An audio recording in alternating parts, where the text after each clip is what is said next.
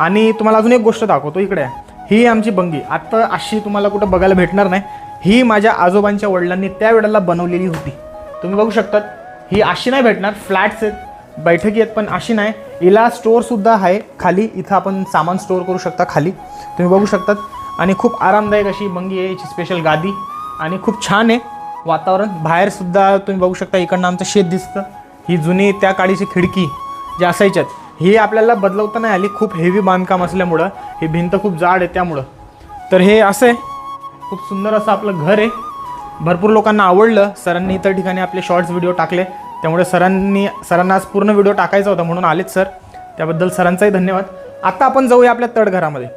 भरपूर लोक म्हणतात तळघर. आजचं कसं, आम्ही जळगावचे असल्यामुळे आम्हाला तळघरच जमतं.